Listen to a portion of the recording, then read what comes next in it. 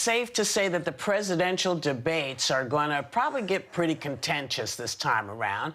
And people are wondering what Biden's game plan is against you-know-who he's going to pick, what's going on. Well, columnist Thomas Friedman says, you can roll that, says Biden should insist on real-time fact-checking and release of you-know-who's tax returns beforehand. You think that's what he needs to be concentrating on, Joy? Or you have a different idea of what Joe should be thinking about during this? Well, there's a couple of things here. Number one, I hope that he doesn't make the same mistake that Hillary made, which was by playing it too safe. He cannot play it too safe. He's got to go out there and be very, very strong. Hillary Clinton herself regretted that when he was, hovering over her during the debate, she didn't turn around and say, "Get off me, creep." Joe has to take a page from the Trump's book. Be aggressive. Go out there and say what you mean. And the other thing is, I think that Thomas Friedman's idea is fabulous. He's saying basically, if they're going to debate, two things have to be in place. Number one, Trump has to show his tax returns. And number two, there should be a real-time fact checker. Okay, Trump has not been held responsible for anything by the Republicans in office for 3.5 years. The Ukraine scandal, the interference with the election, Putin's bounties on American soldiers, which I find unbelievable that they have done nothing on that. So, Joe Biden, you're holding a nice hand of good cards. Play your hand.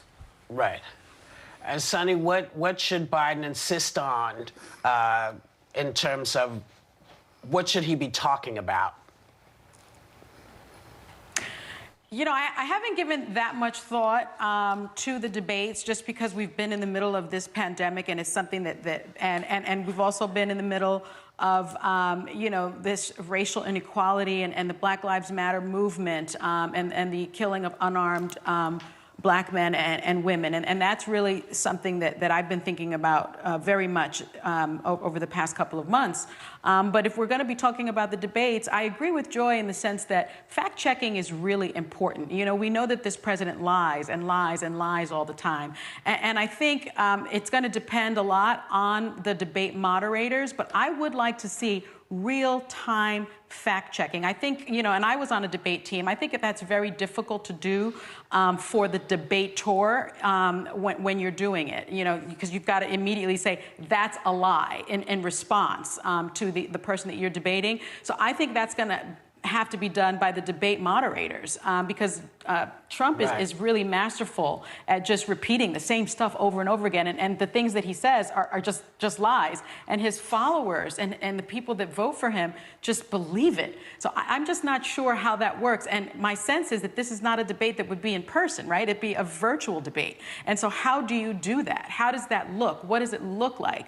And I'm just not so sure. Do we even need a debate at this point in time? Will there be debates? How does it work? I don't know. Megan, what do you think Biden's approach should be here? Should there be a debate?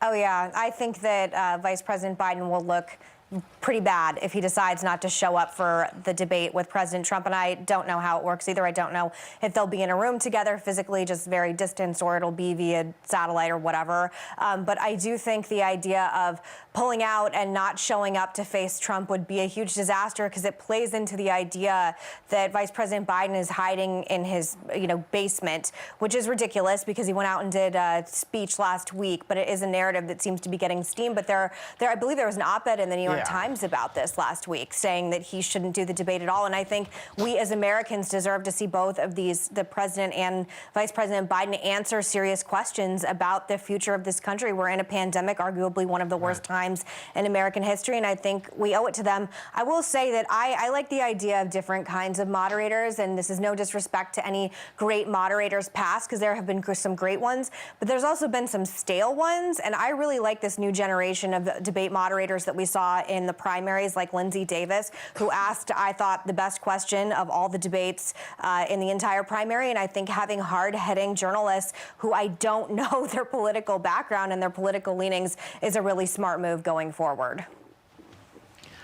I agree, and I just want to say there has been no question as to whether Joe Biden is going to do the this debate or not. I just want to make sure we're talking, what ifs. So Joe has not said he wasn't interested. He didn't say he wasn't going to go in. I just want to make that clear. And